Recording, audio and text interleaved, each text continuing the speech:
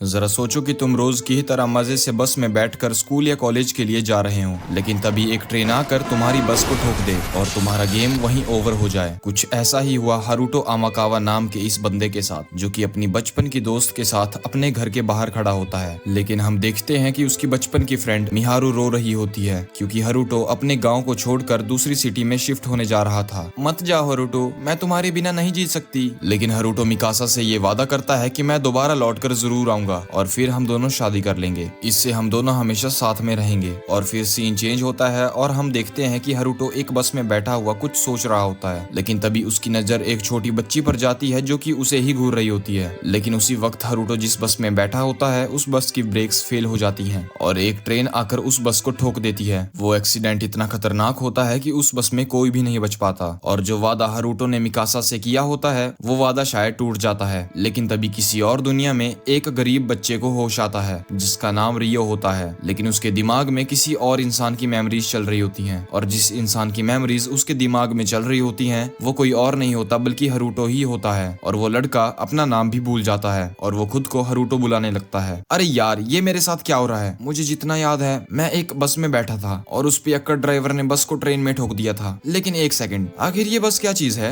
मैं बस में ही क्यों बैठा था और ये बस होती क्या है? मैं घोड़े पर बैठकर भी तो जा सकता था। और इसके बाद हारुतो को उसकी चाइल्डहुड फ्रेंड मिकासा की भी और ज्यादा मेमोरीज आने लगती हैं और उसे ये लगने लगता है कि बुखार की वजह से वो पागल हो गया है। लेकिन तभी उस झोपड़पट्टी में दो लोग एक बोरी को लेकर आते हैं और वो लोग वहां बैठकर खाना खाने लगते हैं। और अब रियो को भी काफी ज्यादा भूख लगी थी, लेकिन उस बच्चे को खाना देने की बजाय उनमें से एक बंदा रियो से कहता है, ओ रियो, तुझसे काफी बदबू आ रही है, इससे मेरे खाने का टेस्ट बिगड़ रहा है, यहाँ से बाहर निकल। और अब रियो चुपचाप वहाँ से बाहर निकल जाता है और वहाँ पर एक पेड़ पर काफी ज्यादा फल लगे होते हैं और रियो उन पेड़ों पर लगे फलों को ही खाने लगता है क्योंकि उसे काफी ज्यादा भूख लगी थी। और इसके बाद रियो को फिर से हारुतो के फ्लैशबैक्स आने लगते हैं और उसे पता लगता है कि हारुतो 20 साल का लड़का था जिसका यूनिवर्सिटी से आते वक्त एक्सीडेंट हो गया था। और रियो फिर से कंफ्यूज होने लगता है कि आखिर ये है कौन, ये बार बार मेरे दिमाग में कैसे आ जाता है। तभी वो खुद को याद दिलाता है, नहीं नहीं, मैं अभी पता नहीं क्या ही सोच रहा हूँ। मेरा नाम रियो है, एक ऐसा लड़का जो स्लम्स में रहता है और सिर्फ मेरा एक ही मिशन है, मुझे अपनी माँ की मौत का बदला लेना है। लेकिन तभी वहाँ पर कुछ छोटी लड़कियां आती हैं और वो रियो को देखकर आपस में कहने लगती हैं, इससे कितनी गंदी बदबू आ रही है यार। और सबसे बड़ी वाली लड़की उससे रूडली पूछती है कि क्या उसने एक पर्पल कलर के बालों वाली लड़की को देखा है, पर वो इतने बुरी तरीके से बात करती है तो रियो उसे कोई जवाब नहीं देता। एई, तुम चुप रहो वेनेसा। और वेनेसा की बदतमीजी के लिए सीलिया उससे माफी मांगती है और वो उसे दोबारा से पूछती है, पर रियो उनसे कहता है कि ना मैंने उस लड़की को देखा है, ना मैं उसके बारे में कुछ जानता हूँ। इसके बाद सीलिया उससे पूछती है कि क्या तुम हमें स्लम्स की तरफ जाने का रास्ता बता सकते हो, पर रियो उनसे वहां जाने से मना करता है क्योंकि उनके इतने अच्छे कपड़े देखकर लुटेरे वहां उन्हें लूटने की कोशिश कर सकते हैं। तो रियो उनसे कहता है कि उन स्लम्स में जाने से पहले तुम लोगों को कपड़े बदल लेने चाहिए। लेकिन कार्सल में वापस जाने से पहले सीलिया आखिरी बार अपने मैजिक डिटेक्शन स्पेल का यूज करती है ताकि वो उस लड़की को ढूंढ पाए। पर जब सीलिया उस स्पेल का यूज करती है तो उसके आसपास कुछ भी नहीं मिलता। पर तभी वो ये देखकर हैरान हो जाती है कि रियो के पास भी मैजिक पावर्स हैं और रियो के शरीर में ब्लू कलर की फ्लेम जल रही होती है। सबको ये बात काफी अजीब लगती है, लेकिन वो सब ये इग्नोर करके वहां से चले जाते हैं। और जाने से पहले सीलिया रियो को कुछ सिल्वर कॉइन्स देती है और रियो इतने सारे सिल्वर कॉइन्स को देखकर जल्दी से उन कॉइन्स को छुपाने के लिए अपने घर चला जाता है। लेकिन जैसे ही रियो अपने घर का दरवाजा खोलता है एक आदमी उस पर हमला कर देता है, लेकिन उसके सिल्वर कॉइन्स उसकी जान बचा लेते हैं। उसके बाद वो देखता है कि उसने उन सभी लोगों को मार दिया है और तभी वो आदमी रियो को चाकू मारने के लिए आ रहा होता है। पर तभी वक्त रुक जाता है और रियो के सामने एक लेडी की स्पिरिट आती है जो कि उसे हारुतो कहकर बुला रही थी और वो लड़की की स्पिरिट रियो को मैजिक यूज करना सिखा देती है। और इसके बाद हारुतो रियो की बॉडी कंट्रोल करने लगता है और अब हारुतो को जो कुछ उसके ग्रैंडफादर ने सिखाया था वो उन टेक्निक्स का यूज करके उस किलर पर हमला कर देता है। पर वो किलर असासिन भी मैजिक यूज कर सकता था और वो रियो को मारने की कोशिश करता है, पर रियो उसके हमले को डॉज करके उसके मुंह पर एक लात मारता है जिससे उसके हाथ से नाइफ गिर जाता है। इससे उस असासिन को गुस्सा आ जाता है, साले सुअर की औलाद, रुक मैं तुझे अभी बताता हूँ। लेकिन जब वो असासिन फिर से उस पर हमला करने जाता है रियो उसे नीचे पटक कर पेल देता है। ये सब क्या हो रहा है? मेरे अंदर इतनी ज्यादा ताकत कहाँ से आई? तभी रियो देखता है कि जो बोरी वो सभी लेकर आए थे उसमें अब हलचल हो रही है। जब रियो बोरी को खोलता है तो वो देखता है कि जिस पर्पल कलर के बालों वाली लड़की को प्रिंसेस ढूंढ रही थी वो यही है और इसका नाम प्रिंसेस फ्लोरा है। फ्लोरा रोते हुए रियो से कहती है कि वो उसे कार्सल ले चले, लेकिन तभी वो लड़की अपने पास में एक आदमी को मरा हुआ देखती है और इतना ज्यादा खून खराबा देखकर वो लड़की फिर से वहीं बेहोश हो जाती है। अब रियो प्रिंसेस फ्लोरा को अपने कंधे पर उठाकर उसे कार्सल की तरफ ले जाने लगता है, पर तभी वो सारी लड़कियां वहां आ जाती हैं। लेकिन हद तो तब हो जाती है जब क्रिस्टियाना नाम की एक लड़की उसके पास आती है और उसे चांटा मार देती है, क्योंकि उसे लगता है कि रियो ने ही प्रिंसेस को किडनैप किया था और ऊपर से उसने उनसे झूठ भी बोला। मैं तो हमारी प्रिंसेस को उन लोगों से बचाकर वापस कार्सल में ही लेकर आ रहा था। वो उन्हें सारी बातें समझाने की कोशिश करता है, लेकिन उनमें से कोई भी कुछ भी नहीं सुनना चाहती थी। वेनेसा तो उसकी गर्दन पर तलवार रख देती है। मैं तुम जैसे घटिया शक्ल के लड़कों को अच्छे से जानती हूँ, तुम भी उन्हीं लोगों के लिए काम करते हो ना। और रियो को सजा सुनाने के लिए वो सभी उसे कार्सल में ले जाते हैं। बेचारा रियो पूरे रास्ते यही सोचता हुआ जा रहा था कि मैंने अपनी जिंदगी में बहुत बेवकूफ लड़कियां देखी हैं, लेकिन कोई लड़की इतनी बेवकूफ भी हो सकती है, ये मुझे आज पता चल रहा है। इसके बाद कार्सल में हम चार्ल्स को देखते हैं, जो कि रियो को बहुत बुरी तरह से टॉर्चर कर रहा था। वो लोग जानबूझकर उस पर प्रेशर डाल रहे थे ताकि वो गुनाह को कबूल कर ले, जो कि उसने किया भी नहीं था और उन्हें ज्यादा मेहनत भी ना करनी पड़े। चार्ल्स को गरीब बच्चों से बिल्कुल नफरत होती है और इसीलिए वो अपने मजे के लिए रियो को एक वुडन स्टिक से बहुत बुरी तरह से पीट रहा होता है। लेकिन तभी प्रिंसेस फ्लोरा भी उठ जाती हैं और मेड्स और सीलिया उसे इन्फॉर्म करती है कि जिस लड़के ने उसे किडनैप किया था उसे पकड़ लिया गया है और उसे उसके गुनाह के लिए बांधकर पीटा जा रहा है। पर प्रिंसेस फ्लोरा उन लोगों को बताती है कि रियो ने उसे किडनैप नहीं किया था, बल्कि रियो ने तो उन गुंडों से उसकी जान बचाई है। तभी वहाँ वेनेसा और सीलिया भी पहुंच जाती हैं। उन्हें देखते ही चार्ल्स कहता है, इसने गुनाह कबूल कर लिया है, इसी ने ही प्रिंसेस को किडनैप किया था। फ्लोरा को होश आ चुका है और उन्होंने बताया है कि रियो ने ही उन्हें बचाया था। चार्ल्स ये सुनकर घबरा जाता है और वो वहाँ से दुम दबाकर निकल जाता है। सीलिया उसे हील करने की कोशिश करती है, पर रियो उसे गुस्से में धक्का दे देता है क्योंकि उसकी फीलिंग्स हर्ट हुई थी, और जिसके बाद वो बेहोश हो जाता है। कुछ देर के बाद जब उसे होश आता है, उसके सामने सीलिया थी, और जब उसे याद आता है कि वो सीलिया ही थी जिसने उससे अच्छे से बात की थी, तो उसका गुस्सा भी ऑटोमेटिकली शांत हो जाता है। सीलिया उससे माफी मांगती है और उसे बताती है कि उससे किंग मिलना चाहते हैं, पर रियो कहता है कि मुझे अच्छे से बात करना भी नहीं आती, मैं गुस्से में इधर उधर निकल जाया करता हूँ, तो मुझे कुछ मैनर्स सिखा दोगी। इसके बाद सीलिया उसे सबके साथ कैसे अच्छे से बात करनी है ये सब कुछ सिखा देती है। अगले दिन रियो किंग से मिलने जाता है और जैसे ही दरवाजा खुलता है तो वो फटीचर तो बिल्कुल भी नहीं लग रहा होता है। वो बड़ी तहजीब के साथ अंदर आता है और वो किंग को ग्रीट करता है, और वो किंग उससे इतना ज्यादा खुश होता है कि अपनी बेटी की जान बचाने के लिए वो किंग उसे रॉयल एकेडमी में एडमिशन दिलवा देता है। जहाँ अब सीलिया और रियो बात कर रहे थे, वहीं सीलिया को पता चलता है कि रियो को पढ़ाई लिखाई करनी नहीं आती, तो वो उससे कहती है कि क्लास खत्म होने के बाद वो उसके पास आ सकता है, वो उसे बहुत अच्छे से पढ़ा देगी। क्लासरूम में जाने से पहले सीलिया उससे बताती है कि एकेडमी में सिर्फ रॉयल फैमिलीज और नोबल्स के ही बच्चे पढ़ते हैं, यानी कि यहाँ के बच्चे काफी ज्यादा बदतमीज हैं और उसे यहाँ पर बुली किया जा सकता है। पर रियो कहता है, मुझे फर्क नहीं पड़ता, मुझे अपनी जगह पता है। इसके बाद क्लासरूम में सीलिया सबको बताती है कि ये एक नया ट्रांसफर स्टूडेंट है जो कि उन्हें आज से ज्वाइन करने वाला है। इसके बाद वो रियो को अपना इंट्रोडक्शन देने को कहती है, लेकिन उसका इंट्रो सुनने के बाद सभी स्टूडेंट्स उसका मजाक उड़ाने लगते हैं। इसके बाद सीलिया उससे उसकी सीट पर बैठने को कहती है और सीलिया सभी बच्चों को पढ़ाना शुरू कर देती है। पर जब उन सभी को ये पता चलता है कि रियो को पढ़ना लिखना नहीं आता,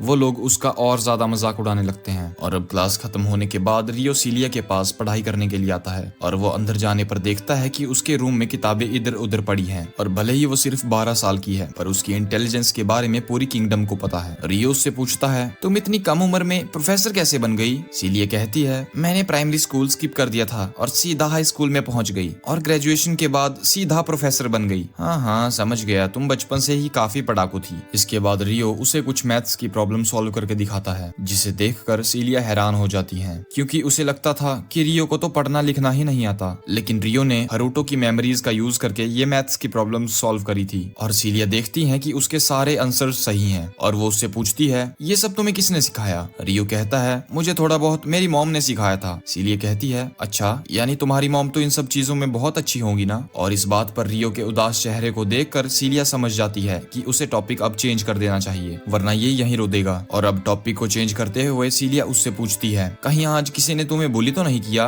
रियो उस चंपू के बारे में सोचता है जिसने उसे बुली किया था, पर वो सीलिया से कहता है, नहीं, मुझे किसी ने परेशान नहीं किया। इसके बाद सीलिया उससे पूछती है, क्या तुम्हें किसी चीज में मेरी मदद चाहिए? रियो कहता है कि उसके पास बुक्स नहीं है, तो सीलिया कहती है कि वो उसके लिए लाइब्रेरी से बुक्स ला देगी। अगले दिन हम सभी स्टूडेंट्स को देखते हैं जिनकी स्वॉर्ड क्लास में ट्रेनिंग चल रही थी, और क्योंकि एक स्लम में रहने वाले के साथ कोई भी ट्रेनिंग नहीं करना चाहता था, इसीलिए रियो अकेला ही प्रैक्टिस कर रहा था। ये देखकर उनका टीचर वहाँ पहुँच जाता है और वो उससे कहता है, तुम्हारी ट्रेनिंग शुरू करें? ये देखकर सभी स्टूडेंट्स हैरान हो जाते हैं। इसके बाद रियो हरूटो की मेमोरीज का यूज करता है और उस टीचर के ऊपर अटैक कर देता है। उसकी फाइटिंग स्टाइल को देखकर वो टीचर भी इंप्रेस हो जाते हैं और वो रियो से कहते हैं, क्या तुम रॉयल नाइट बनना चाहोगे? रियो कहता है, सॉरी बट मैंने इस चीज के बारे में कभी नहीं सोचा। इसके बाद कुछ महीने बीत जाते हैं और रियो अपने आने वाले एग्जाम्स की तैयारी कर रहा होता है और अब एग्जाम्स शुरू हो जाते हैं और जो मदरबोर्ड बच्चे उसे परेशान कर रहे थे वही बच्चे सवालों पर अटके होते हैं, जबकि रियो फटाफट आंसर्स लिखने में लगा था। एग्जाम खत्म होने के बाद जब वो बाहर आता है तो वो देखता है कि सबका कोई ना कोई दोस्त या फिर सबकी एक न एक बंदी तो है ही और वो खुद को काफी अकेला महसूस कर रहा था। तभी उसे हरुटो की बचपन की क्रश की याद आती है कि कैसे जब वो दोबारा मिले मिहारू की फीलिंग्स उसके लिए खत्म हो गई थी और वो किसी और लड़के के साथ घूम रही होती है, जो देखकर रियो को काफी ज्यादा शौक लग गया था और वो मिकासा के बारे में याद करने लगता है। वो याद करता है कि मैंने उसे लास्ट टाइम हाई स्कूल में देखा था और अब वो कहने लगता है, मैं पहले हरुटो था पर मैं अब हरुटो नहीं हूँ, हरुटो मर चुका है, मैं अब रियो हूँ और मैं रियो के तौर तरीके के साथ ही जीऊंगा और मैं अपने मिशन के लिए काफी ताकतवर बनूंगा। और अब सीन चेंज होता है और हम देखते हैं कि रियो ने क्रिस्टियाना के साथ ही टॉप किया है। ये देखकर सभी बच्चों को विश्वास ही नहीं हो रहा होता है कि रियो ऐसा भी कर सकता है। वहीं पर वो लड़का आकर रियो से कहता है, तुमने पक्का कोई ना कोई चीटिंग करी है, तुम टॉप कैसे कर सकते हो? तो रियो जवाब देता है, मैंने कोई भी चीटिंग नहीं करी। पर इस बात को वो बच्चा मानने को तैयार ही नहीं होता और ये देखकर प्रिंसेस उस बच्चे को चुप करवाते हुए कहती है, क्या तुम्हारे पास कोई प्रूफ है कि रियो ने चीटिंग करी है? जिस पर वो बच्चा कुछ भी नहीं बोल पाता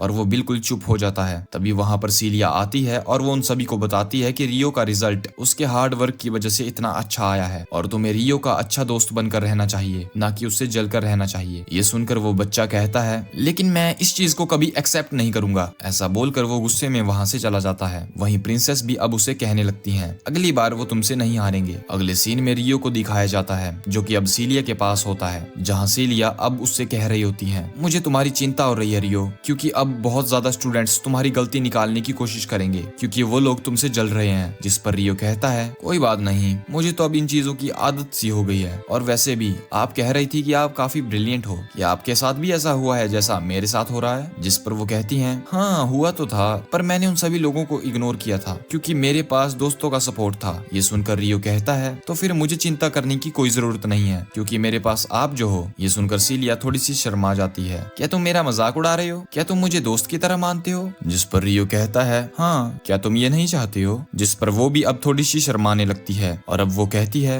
ठीक है मुझे कोई दिक्कत नहीं है। ये सुनकर रियो उससे कहता है, अगर मैं कभी किसी मुसीबत में आया तो प्लीज तुम मुझे एक दोस्त होने के तौर पर एडवाइस जरूर देना। और वो लोग साथ में बहुत सारी बातें करते हैं और अब वो लोग अपनी हाइट को भी कंपेयर करते हैं, जिसमें कि रियो की हाइट काफी छोटी होती है। नेक्स्ट सीन में हम देखते हैं कि कुछ समय बीत जाता है जहाँ टीचर सभी को बताते हैं कि नाइट्स के बीच में एक एग्जीबिशन टूर्नामेंट इसी साल होने वाला है और प्राइमरी स्कूल डिवीजन के रिप्रेजेंटेटिव्स इसी क्लास से सिलेक्ट होंगे। टीचर अब रोडन और स्टीवर्ट को सामने बुलाते हैं और फिर रियो को भी। ये देखकर रोडन फिर से गुस्सा हो जाता है, रियो को ही क्यों चुना जा रहा है? मैं ये एक्सेप्ट नहीं कर सकता और तो और ये तो मैजिक भी नहीं यूज कर सकता। ये सुनकर वो टीचर कहते हैं, चुप हो जाओ, ये ऑलरेडी डिसाइड हो चुका है कि कौन सेलेक्ट होगा, तो कोई भी ऑब्जेक्शन करने का कोई फायदा नहीं है। और अब सीलिया रियो से कह रही होती है, मैंने सुना है कि तुम टूर्नामेंट के अंदर पार्टिसिपेट कर रहे हो, अगर तुमने टूर्नामेंट्स में काफी अच्छा किया तो नाइट्स तुम्हें स्काउट कर लेंगे ग्रेजुएट होने से पहले ही। रियो एक रॉयल नाइट बनने का चांस इजीली ले सकता था पर उसका कोई इरादा नहीं था, वो तो बस अपनी एक जर्नी पर निकलना चाहता था। ये सुनकर सीलिया थोड़ी सी सैड हो जाती है क्योंकि उसे रियो को छोड़ना पड़ेगा और वो रियो से दूर नहीं होना चाहती थी और इसीलिए वो अलग अलग तरीके के बहाने बनाने लगती है ताकि वो रियो को अपने साथ हमेशा के लिए रख सके। और वो शायद उसके लिए कुछ कुछ फील करने लगी थी, लेकिन उसका कोई भी पैंतरा रियो की तरफ से उसके लिए काम नहीं आता। और अब सैड होकर वो उससे पूछती है कि तुम अपनी जर्नी पर कहाँ जाने वाले हो रियो? रियो कहता है कि मैं अकामो जाने वाला हूँ क्योंकि एक बार मेरी मॉम ने मुझसे वादा किया था कि मैं तुम्हें अकामो जरूर लेकर जाऊंगी। खैर फिर नाइट टूर्नामेंट का दिन आ जाता है जिसमें रेफरी एल्फ्रेड होता है। पहली फाइट रियो की होती है और उसका अपोनेंट कोई और नहीं चार्ल्स होता है। चार्ल्स की हरामीपंती देखकर भी रियो खुद को कंट्रोल रखता है, पर जैसे ही फाइट स्टार्ट होती है रियो इजीली उस पर भारी पड़ता है। चार्ल्स चाहे अपनी शील्ड का यूज करे या कुछ भी, रियो उसे इजीली हरा देता है और चार्ल्स अपनी हार पर बिलीव ही नहीं कर पा रहा था और वो रेफरी से एक और राउंड का चांस मांगता है, पर एल्फ्रेड उसकी चाइल्डिश हरकतें देखकर उसको डांट देता है और अब चार्ल्स हार मानकर चला जाता है और सभी लोग रियो की जीत पर तालियां बजाने लगते हैं। अब रात को चार्ल्स एक आदमी के साथ बैठा होता है और पीते हुए अपनी हार की कहानी सुना रहा होता है। तभी पता चलता है कि रियो वही लड़का है जो कि 5 साल पहले फ्लोरा की किडनैपिंग वाले केस में फंस गया था। ये सुनकर एक और पुराना बंदा शॉक हो जाता है। दूसरी तरफ सीलिया रियो का वेट कर रही होती है। जब वो यूनिवर्सिटी पहुंचता पहुंचता है तो सीधा अंदर जाने की जगह वो साइड में खड़ा हो जाता है, जहाँ एक लड़की उसे लव लेटर दे रही होती है। ये देखकर सीलिया सैड हो जाती है। औरत का चक्कर बाबू भैया, औरत का चक्कर। सीलिया ये सोच रही होती है कि कुछ दिनों में ग्रेजुएशन एग्जाम्स होने वाले हैं और उसके बाद शायद वो रियो से कभी मिल भी पाए या नहीं। इसके बाद वो क्लासरूम में जाती है जहाँ वो सभी स्टूडेंट्स का मैजिक टेस्ट लेने वाली है, ताकि वो ये पता कर सके कि उन लोगों का मैजिक लेवल क्या है। तभी अल्फोंसे अपना हाथ खड़ा करता है और वो कहता है कि यहाँ कुछ झोपड़पट्टी के कुत्ते भी हैं जिन्हें जरा भी मैजिक यूज करना नहीं आता। ये सुनकर सभी लोग समझ जाते हैं कि वो रियो की ही बात कर रहा है। ये सुनकर वो सबसे पहले उन दोनों को ही सबसे पहले अपना मैजिक टेस्ट देने को कहती है। इसके बाद वो सारे खिड़की दरवाजे बंद करवा देती है और वो सबको दिखाती है कि वो अपना मैजिक कंट्रोल कैसे कर लेती है और कैसे वो लोग भी अपने मैजिक को कंट्रोल कर सकते हैं। उसके मैजिक कंट्रोल को देखकर सभी स्टूडेंट्स इंप्रेस हो जाते हैं। वहीं दूसरी तरफ भले ही ये सच है कि रियो मैजिक फॉर्मूला को यूज नहीं कर सकता, क्लास खत्म होने के बाद स्टूवर्ट सीलिया की तारीफ करने पहुंच जाता है, पर पीछे से रियो को जाता हुआ देखकर वो उस पर भड़क जाता है और वो उससे कहता है कि वो स्कूल की लड़कियों पर डोरे डालना बंद करे। वो उसे डराने की कोशिश करता है, पर सीलिया उसी के ही ऊपर चिल्लाने लगती है और वो कहती है कि रियो ऐसा बिल्कुल भी नहीं है, तो बेहतर यही होगा कि तुम यहाँ से चले जाओ। इसके बाद उन स्टूडेंट्स की क्लास का आउटडोर में प्रैक्टिकल चल रहा था। इसमें उन सभी स्टूडेंट्स को जंगल को पार करके गोल तक पहुंचना होगा। अल्फोंसे कहता है, मेरे पापा की वजह से मुझे जंगल का शॉर्टकट मैप मिल गया है, इसीलिए लीडर तो मैं ही बनूंगा। ये सुनते ही एक लड़की कहती है कि वो शॉर्टकट से नहीं जाने वाले हैं और क्या बता शॉर्टकट लेने की वजह से टीचर उन्हें सजा भी दे, और वो नहीं जानते कि शॉर्टकट सेफ भी होगा या फिर नहीं। लेकिन कोई भी उस लड़की की बातों पर ध्यान नहीं देता। वो बस शॉर्टकट के जरिए इस मिशन को जल्दी से जल्दी पार करना चाहते थे। जिसके बाद वो सभी लोग जाने की तैयारी करते हैं और स्टूवर्ट रियो के पास आकर कहता है, तुम तो मैजिक भी यूज नहीं कर सकते ना, तो क्यों ना तुम हमारा सारा सामान ही उठा लो। और रियो इस चीज के लिए मान जाता है। हालांकि फ्लोरा उसकी मदद करने के लिए उसके पास आती है, पर रियो कहता है इसकी कोई जरूरत नहीं है। जब वो सभी फॉरेस्ट के अंदर पहुंचते हैं तो कुछ गॉब्लिन्स उन पर हमला कर देते हैं, पर वो गॉब्लिन्स काफी ज्यादा कमजोर होते हैं, तो वो सभी मिलकर उन्हें आसानी से हरा देते हैं। और यहाँ हम देखते हैं कि रीसन उन स्टूडेंट्स का पीछा कर रहा है, और जब वो लोग थोड़ी और आगे जाते हैं तो वो देखते हैं कि ये शॉर्टकट किसी काम का नहीं था, क्योंकि वो सीधा उन्हें फ्लिक के पास ले गया। और तभी उनके पीछे से कुछ ऑक्स पहुंच जाते हैं और उनके हमले की वजह से एक बच्चे के पैर में चोट लग जाती है और वो फुदक फुदक कर इधर उधर टकराने लगता है, जिसकी वजह से फ्लोरा नीचे खाई में गिरने लगती है। तभी रियो भी उसके पीछे कूद जाता है और वो अपने मैजिक का यूज करके फ्लोरा को फिर से ऊपर भेज देता है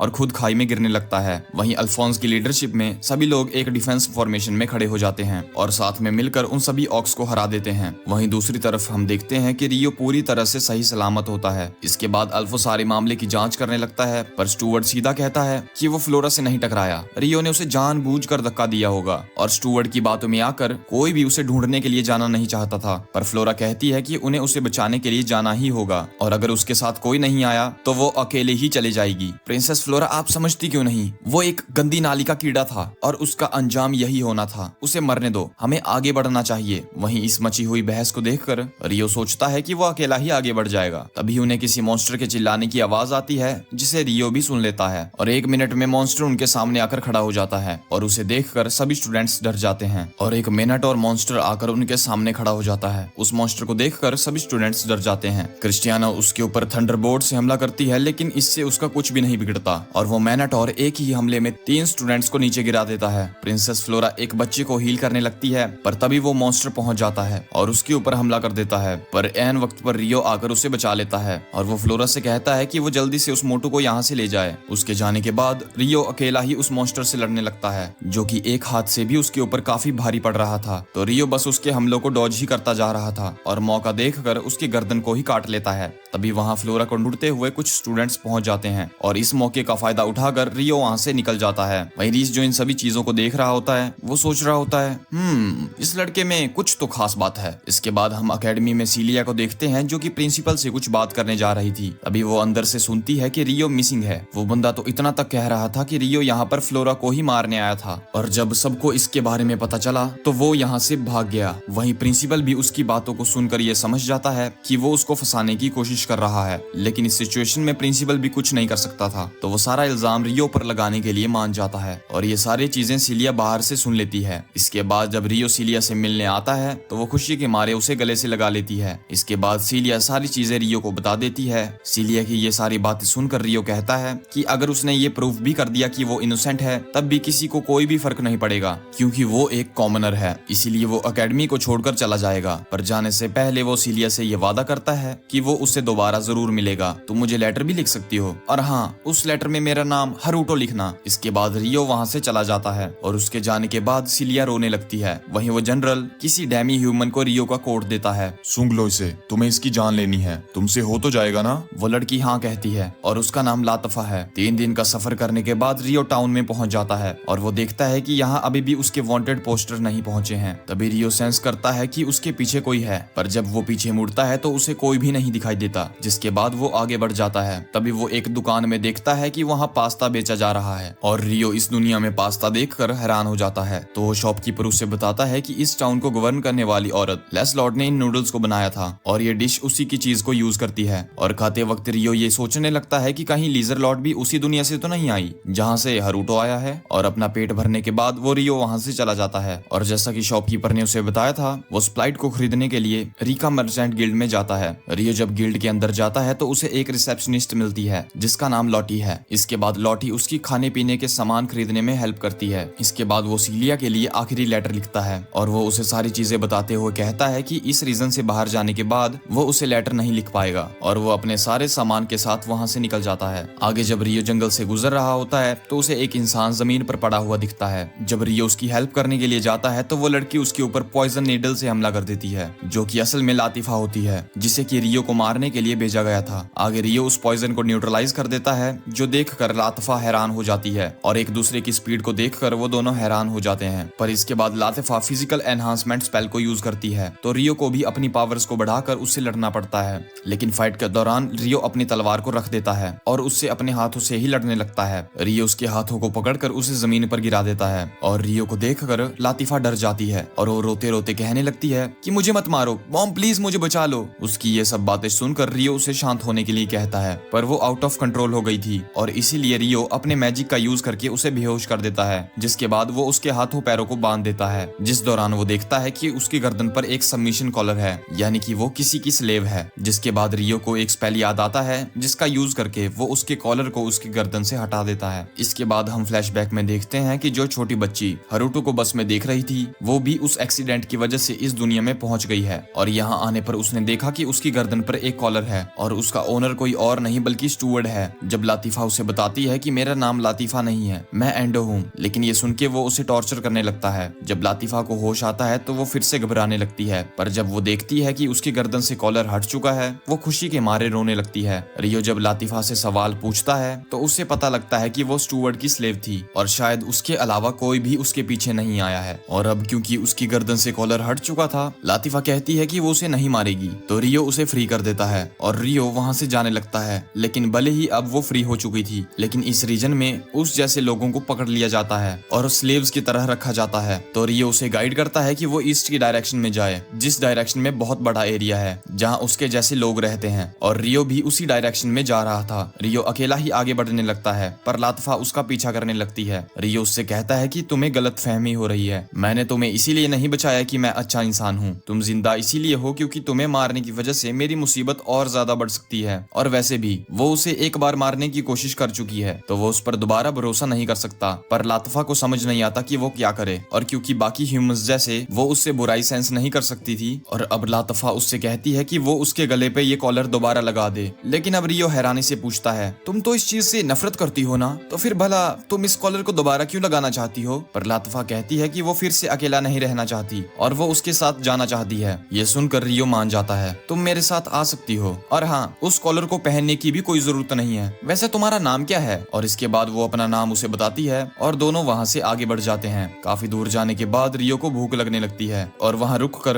रियो अपने लिए सैंडविचेस बना ही रहा था, तभी उसे लातिफा के पेट से भी आवाज आने लगती है। पर लातिफा इसके लिए उससे माफी मांगने लगती है, पर रियो कहता है इसमें माफी वाली कोई बात नहीं है, तुम जितना चाहे खा सकती हो। यहाँ आने पर पहली बार लातिफा को इंसानों जैसा खाना मिल रहा था। जब तक वो जेल में थी उसे फेंका हुआ या जानवरों का खाना दिया जाता था, और पहली बार इतना स्वादिष्ट खाना खाकर वो रोने लगती है। इसके बाद कुछ और दिन बीत जाते हैं और दिन भर चलते रहने की वजह से रियो ये देखता है कि लातिफा थक चुकी है, तो रियो यहीं पर कैंप लगाने की सोचता है। वहीं दूसरी तरफ सीलिया को रियो का लेटर मिलता है। भले ही वो ये जानकर दुखी होती है कि कुछ समय तक अब उसे लेटर्स नहीं मिलेंगे, पर वो ये सोचकर खुश होती है कि कम से कम वो जिंदा तो है। वहीं जब दूसरी तरफ रियो खाना बना रहा होता है तो वो ये देखकर हैरान हो जाता है कि वो यहाँ के जाने माने नूडल्स के बारे में जानती है। यहाँ तक उसे ये भी पता है कि इसे कैसे से खाते हैं और उसे उस पर शक हो जाता है कि लातिफा भी उसी दुनिया से यहाँ आई है जहाँ से मैं आया हूँ। और उसका ये शक रात में कन्फर्म हो जाता है जब लातिफा नींद में कहने लगती है कि वो अपने मॉम डैड के पास वापस टोक्यो जाना चाहती है। अगली सुबह लातिफा की नींद पहले खुलती है और वो रियो की शक्ल को देखकर याद करती है कि वो बिल्कुल वैसा ही दिखता है जैसा वो बस वाला लड़का दिखता था। जब रियो की नींद खुलती है लातिफा उससे पूछती है कि क्या वो उसे भाई बुला सकती है, जिसके लिए रियो मान जाता है और वो दोनों अपनी जर्नी पर फिर से निकल जाते हैं। और रास्ते में उन्हें कई सारे मॉन्स्टर्स भी मिलते हैं। और अब चलते चलते रियो को एक मैजिकल ट्री दिखाई देता है, पर किसी वजह से लातिफा को वो ट्री नहीं दिखाई देता। तो रियो को लगता है कि वो ट्री मैजिकली लोगों से छुपाया जा रहा है। इसके बाद जब वो लोग रात को कैंपिंग कर रहे थे, रियो अपने मैजिक से उसके नाइटमेयर्स को हटा देता है ताकि वो थोड़ी देर चैन की नींद सो सके। वही रियो को अपने कैंप के बाहर एक बड़ा सा वुल्फ दिखाई देता है जो कि अचानक से ग्लो करने लगता है। तभी अचानक से रियो पर हमला हो जाता है और वो देखता है कि वो 4 लड़कियों से घिरा हुआ है, जिनमें से एक का नाम उमा है,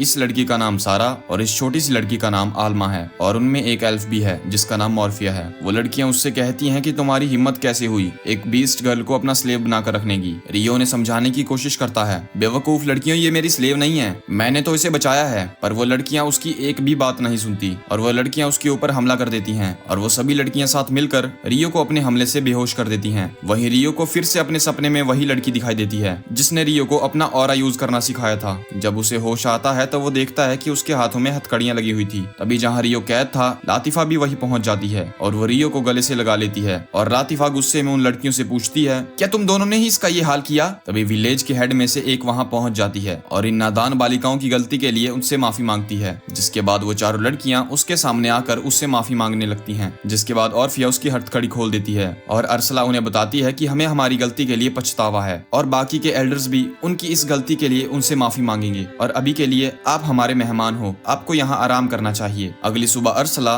रियो को हॉल ऑफ एल्डर्स की तरफ ले जाने लगती है और फिर से रास्ते में रियो उस बड़े से पेड़ को देखता है। अरसला रियो को बताती है कि ये एक वर्ल्ड ट्री है जिसके अंदर एक ताकतवर स्पिरिट ड्रास रहती है। इसके बाद वो रियो को एल्डर्स से मिलने के लिए ले जाती है जहाँ सभी एल्डर्स उन लड़कियों के लिए उससे माफी मांगते हैं और एक बुड्ढा तो ये तक कह देता है, रियो अगर तुम चाहो तो इस गलती के बदले में तुम इस विलेज की किसी भी लड़की को चुन सकते हो। लेकिन ये गधा रियो इसके लिए मना कर देता है। भाई इस रियो की जगह मैं होता तो मैं तो ना छोड़ता। तभी वहाँ पर उस वर्ल्ड ट्री की स्पिरिट ड्रायस पहुंच जाती है। ड्रायस जब रियो को देखती है तो उसे पता लगता है कि उसके अंदर एक स्पिरिट है। वो एक ऐसी स्पिरिट है जो कि ह्यूमंस को किसी भी मैजिक को कास्ट करने से रोकती है। इसके बाद जब ड्रायस और ध्यान से देखती है तो ये देखकर वो हैरान हो जाती है कि वो स्पिरिट ह्यूमन जैसी है, क्योंकि कई हजारों सालों पहले ज्यादातर ह्यूमन डिवाइन वॉर की वजह से मारे गए थे। इस तरह के स्पिरिट सेकंड क्लास के होते हैं जैसे कि ड्रायस है। ये सुनकर वो एल्डर्स हक्के बक्के रह जाते हैं। एल्डर्स अब ये सोचकर कंफ्यूज हो जाते हैं कि वो भला रियो को अब कैसे ट्रीट करे, क्योंकि रियो तो अब एक सेंट की पोजीशन पर आ चुका है। इसके बाद ऑर्फिया उसे एक घर की तरफ ले जाती है जहाँ लातिफा और बाकी लड़कियां पहले से ही उसका इंतजार कर रही होती हैं। जहाँ रियो ये देखकर हैरान हो जाता है कि एल्फ के पास राइस जैसी कोई चीज है जो कि अकुमा रीजन में ही पाया जाता है। जिसके बाद उसे पता लगता है कि लातिफा और बाकी लड़कियां भी अब से उसके साथ ही रहेंगी। तभी वहाँ पर अरसला भी पहुंच जाती है और वो रियो को बताती है कि उसने ऐसा इसीलिए किया ताकि लातिफा रियो के अलावा भी और लोगों से बातचीत कर सके और उसके और भी रिलेशंस बने। जिसके बाद रियो इस चीज के लिए मान जाता है। जिसके बाद रियो को वहाँ कई ज्यादा हफ्ते बीत जाते हैं जहाँ पर वो उनके कल्चर के बारे में बहुत सारी चीजें जानता है और साथ ही उन चीजों की ट्रेनिंग भी लेता है जो कि उसके आगे आने वाले सफर में काम आ सकती हैं। और कुछ दिन बाद वहाँ एक ग्रैंड स्पिरिट फेस्टिवल भी ऑर्गेनाइज किया जाता है जो कि उस वर्ल्ड ट्री की शान में रखा जाता है और इस फेस्टिवल में रियो भी हिस्सा लेता है। इसी दौरान रीस एक एडवेंचरर के साथ मिलकर एक केव के अंदर जाता है जिसके अंदर से वो ड्रैगन का एग चुरा लेता है। रीस पीछे देखकर खुश हो जाता है क्योंकि जैसा कि उसने सोचा था पीछे उसके काफी ज्यादा ड्रैगन्स आ रहे हैं। वहीं दूसरी तरफ फेस्टिवल में ड्रायस और रियो लातिफा को अपनी ब्लेसिंग्स देती है। वहीं रात को जब सभी लोग पार्टी एंजॉय कर रहे थे,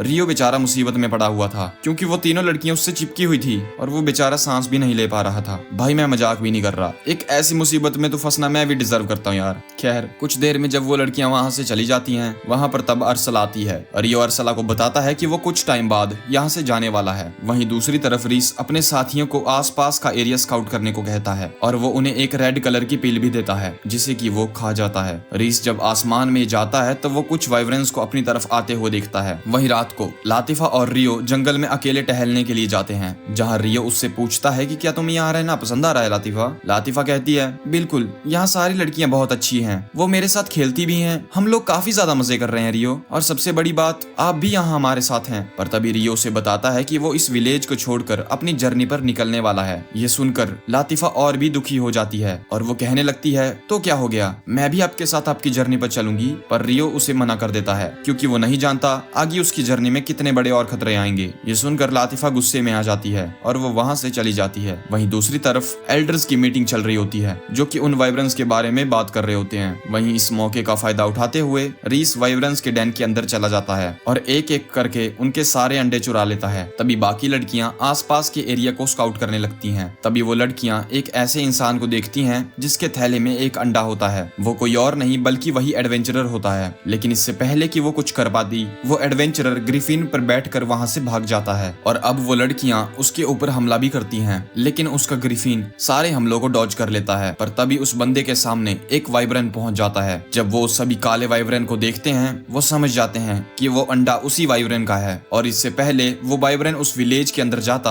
वो सभी उसे वहां से भगा देते हैं और वो एक सोल्जर को कहती है कि वो ये सारी चीजें एल्डर को जाकर बताए। वहीं दूसरी तरफ रीस ने इन सारे अंडों को चुरा लिया है और वो उस रेड क्रिस्टल को दबाकर एडवेंचरर को भी मार देता है, जिसकी वजह से वो अंडे के साथ नीचे गिरने लगता है। वहीं लातिफा जो कि अभी भी रियो के जाने के बारे में ही सोच रही होती है, वो उस अंडे के पास पहुंचती है। उसी वक्त वहां पर एक वाइब्रेन पहुंच जाता है जो कि उस टूटे हुए अंडे को देखकर गुस्से में आ जाता है। रियो वापस से विलेज में आता है और डोमिनिक जो कि इवैक्यूएशन में मदद कर रहा होता है वो उसे बताता है कि फेस्टिवल को कैंसिल कर दिया गया है क्योंकि कुछ वाइब्रेंस ने उनके ऊपर हमला कर दिया है। तभी उसे लातिफा की चीख सुनाई देती है। वहीं लातिफा आलमा को बचाने के लिए पहुंच जाती है जो कि उस वाइब्रेन के हमले को उसी के ऊपर वापस से डिफ्लेक्ट कर देती है, जिसके बाद वो भी अपने स्पिरिट एनिमल को समन करती है और वो दोनों मिलकर वाइब्रेन से लड़ने लगते हैं। लेकिन उसके हमले से वाइब्रेन का कुछ भी नहीं बिगड़ता और वो वाइब्रेन उसे एक ही फटका मारकर दूर उड़ता हुआ भेज देता है, जिसके बाद वो वाइब्रेन लातिफा पर हमला करने के लिए जाता है और इस बार उसे बचाने के लिए रियो पहुंचता है। रियो बिना किसी वेपन के उसके ऊपर अपने लात घूसों से ही हमला करने लगता है, पर जब वाइब्रेन उसके ऊपर अपनी फायर वॉल से हमला करता है रियो विंड मैजिक से उसकी आग को बुझा देता है, जिसके बाद वो ड्रैगन फिर से एक बार हमले की ट्राई करता है। लेकिन इस बार रियो उसके मुंह के अंदर ही अटैक कर देता है, जिसके बाद रियो उसका मुंह इतनी जोर से बंद करता है कि वो ड्रैगन अंदर ही फटने लगता है, जिसकी वजह से वो ड्रैगन खत्म हो जाता है। और अब रियो की ताकत को देखकर आलमा हैरान हो जाती है और उस वाइब्रेन को ऐसे मरता हुआ देखकर बाकी वाइब्रेंस भी वहां से डरकर भाग जाते हैं। और इसके बाद बाकी के डेमी ह्यूमंस भी वहां पहुंच जाते हैं और जब उन्हें पता लगता है कि रियो ने उसे अकेले ही हरा दिया है तो भाई उन सभी के मुंह खुले के खुले ही रह जाते हैं। और अब अगली सुबह लातिफा उससे माफी मांग रही थी कल उस पर गुस्सा करने के लिए। रियो उसे बताता है कि वो अकोमा इसीलिए जाना चाहता है क्योंकि वहां से उसके पेरेंट्स आए थे और उसकी मॉम ने उसे ये प्रॉमिस किया था कि वो एक दिन उसे वहां जरूर लेकर जाएंगी। जिसके बाद लातिफा भी उसे बताने लगती है कि ये बॉडी उसकी असली नहीं है और पहले वो जापान में रहा करती थी, लेकिन मरने के बाद वो इस बॉडी में आ गई या यूं कहें रीइंकारनेट हो गई। लातिफा को लगता है कि उसकी ये सारी बातें रियो को झूठ लगेंगी, पर रियो से कहता है कि मुझे तुम्हारी बातों पर पूरा यकीन है। और वो उसे बताता है कि मैं भी असल में दूसरी दुनिया में ही रहता था और वो भी जापान में जहाँ तुम रहती थी, और मैं भी मरने के बाद तुम्हारी तरह यहाँ पहुंच गया। इसके बाद लातिफा उससे प्रॉमिस करती है कि वो जब तक वापस नहीं आ जाता वो उसका यही इंतजार करेगी। और इसके बाद रियो के दोस्त और सभी एल्डर्स उसे बाय बोलने के लिए बाहर आते हैं और जाते जाते डोमिनिक नाम का एक बंदा उसे ऐसी स्वॉर्ड देता है जो कि किसी भी स्पिरिट आर्ट को अब्सॉर्ब कर सकती थी। और यही नहीं, वो उसे एक ऐसा आर्मर भी देता है जो कि किसी भी मेटल के आर्मर से कहीं ज्यादा बेहतर है। वहीं अर्सला उसे मेडिसिन और फ्रूट्स भी देती हैं। अरे कितना भारी है यार ये,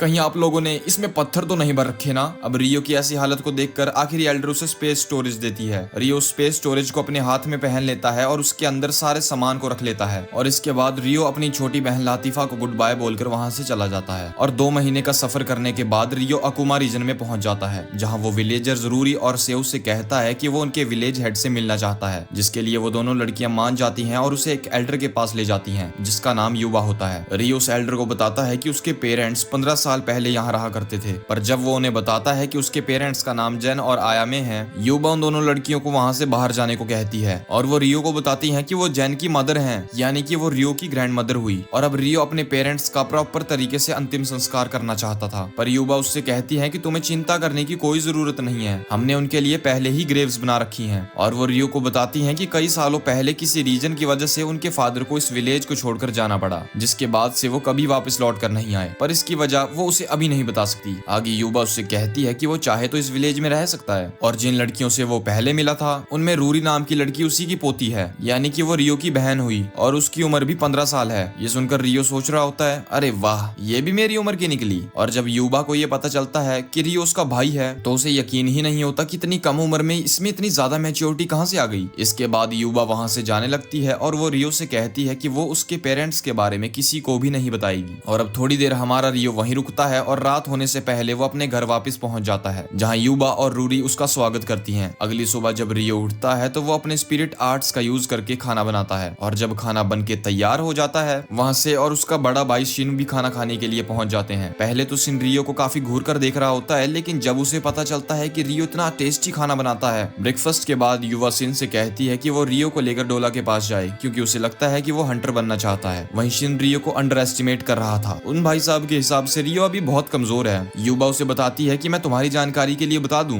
कि ये इतनी सी ही उम्र में काफी कंट्रीज में सफर कर चुका है, और साथ ही रियो को स्पिरिट आर्ट्स भी आता है। शिन कहता है तो इसमें कौन सी बड़ी बात है, वो तो मुझे भी आता है। पर युवा उसे वार्न करते हुए कहती है हल्के में ना लेना इसे, रियो का स्पिरिट आर्ट्स तुम्हारे स्पिरिट आर्ट्स से कहीं ज्यादा पावरफुल है। पर फिर भी शिन को यकीन ही नहीं हो रहा होता है कि रियो जैसा मामूली सा लड़का मुझसे कैसे बेटर हो सकता है। तो वो रियो से कहने लगता है कि हम लोग आज हंटिंग पर जा रहे हैं, और इस बात का खास ख्याल रखना कि तुम मेरे रास्ते में मत आना। और इसके बाद वो लोग टार्लो के साथ हंटिंग पर निकल जाते हैं, जहाँ पर रियो अपना एक भी निशाना नहीं चूक रहा था, और वहीं दूसरी तरफ शिन एक भी शिकार नहीं कर पाता, और जिसकी वजह से वो गुस्से में वहां से चला जाता है। हंटिंग के बाद रियो देखता है कि उसका पूरा शरीर गंदा हो रखा है, तो उसे नहाना पड़ेगा। लेकिन क्योंकि विलेज में कोई भी बात ही नहीं था, तो वो खुद ही अपना बात बना लेता है। और जब रूरी और सेऊ से ये अजीब सी चीज करते हुए देखते हैं तो रियो उन्हें बाहर आकर बताता है कि आखिर वो क्या कर रहा है। लेकिन तभी वहां शिन अपने पंटरों के साथ पहुंच जाता है और वो रियो से गुस्से में बात करने लगता है, क्योंकि उसे लग रहा था कि रियो ये सब लड़कियों को इंप्रेस करने के लिए कर रहा है। पर रूरी और सेऊ उसे डिफेंड करने लगती हैं, जिसकी वजह से शिन को पीछे हटना पड़ता है। और अगले दिन रियो विलेज में सभी लोगों की मदद कर रहा होता है, जिसकी वजह से सारी लड़कियां उससे इंप्रेस हो रही थी, और इससे शिन फिर से जलने लगता है। आगे रियो और युवा बात ही कर रहे होते हैं, जहां युवा उससे पूछती है कि क्या वो उनके राइस के शिपमेंट को गार्ड कर सकता है, जिसके लिए रियो मान जाता है। लेकिन तभी वो लोग कुछ भगदड़ मचती हुए देखते हैं, और हमें पता चलता है कि शिन कुछ लोगों से भिड़ चुका है, और जिससे वो भिड़ा है वो बगल के ही विलेज के चीफ का बेटा है, जो कि जानबूझकर उन लड़कियों के होते हुए उस बात के अंदर चला गया। और इस बंदर सी शक्ल के लड़के का नाम गॉन है। अरे फिक्र मत करो, मेरी वो बात थोड़ी खराब हो गई है, इसीलिए मुझे यहाँ नहाना पड़ेगा। और वो रूरी के बारे में बहुत गलत बोलने लगता है कि रूरी मैं तुम्हारे साथ आज रात बिताऊंगा। अरे तुम ऐसा चेहरा क्यों बना रही हो, तुम इस विलेज के एल्डर की इकलौती वारिस हो, और ऐसे में तुम्हारी शादी भी एक विलेज के एल्डर के वारिस के साथ ही होगी, और मैं इसके लिए खुद का नाम जरूर दूंगा। इसके बाद वो और भी उल्टी सीधी बातें बोलने लगता है, जिसके बाद शिन गुस्से में आकर उसके ऊपर हमला कर देता है। पर गॉन उसके साइज का डबल होता है, तो वो आराम से उसके हमले को रोक देता है, और वो उसे गले से पकड़कर उसे ऊपर उठा देता है। लेकिन तभी वहां पर युवा आ जाती हैं, और वो गॉन को ये सब बंद करने को कहती हैं। वो उससे कहती हैं कि वो विलेज के किनारे एक हट में रह सकता है, पर उसे लड़कियों से बात करने की इजाजत नहीं है। इसके बाद वो वहां से जाने लगता है, और रास्ते में उसे रियो दिखाई देता है, तो वो रियो को ऐसे ही मस्ती मजाक में गिराने की कोशिश करता है, लेकिन उल्टा वो खुद ही गिर जाता है। और इसके बाद युवा सभी विलेजर्स को अपने अपने घर जाने को कहती है। आगे शिन युवा से कहता है क्या मेरी बहन आपके घर पे रह सकती है, मुझे लगता है यहाँ वो ज्यादा सेफ रहेगी, और इसके लिए युवा मान जाती है। रात को रियो उन दोनों के पास जाता है और उन्हें क्रिस्टल स्टोन देता हुआ कहता है कि ये चीज उन्हें प्रोटेक्ट करेगी, बस उन्हें इसे अपने रूम में रखना होगा। वहीं दूसरी तरफ गॉन और उसके पंटर कुछ अजीब सा ही प्लान कर रहे थे। अगले दिन उस विलेज में टेक्स्ट एग्जामिनर पहुंच जाता है। वो सारी फसलों को चेक करने के बाद रात को एल्डर्स के ही घर में रहता है। वही रात को जब रूरी और सेव सो रहे थे, उनके रूम में गॉन आता है, और उसके रूम में आते ही क्रिस्टल ग्लो करने लगता है, और वो गॉन रूरी के पास जाकर उसके साथ जबरदस्ती करने की कोशिश करता है। पर इससे पहले कि वो कुछ कर पाता, रियो वहां पहुंच जाता है और वो दोनों पंटरों की कुटाई कर देता है। और जैसे ही वो गॉन को देखता है, उसे अपनी मॉम की मौत की याद आ जाती है, और वो गुस्से में गॉन को वहां से हटने को कहता है। लेकिन गॉन उसके ऊपर जानलेवा हमला करने जा रहा था, पर रियो उसे घर के बाहर ही पटक देता है, जिसके बाद रियो उसकी गर्दन पर ही खड़ा हो जाता है। लेकिन रियो अपनी इमोशंस में इतना ज्यादा बह जाता है कि वो उसे मारने ही वाला था, पर तभी वहां पर हयाते आकर उसे रोक देता है, जिसके बाद वो गॉन को हील करने लगता है,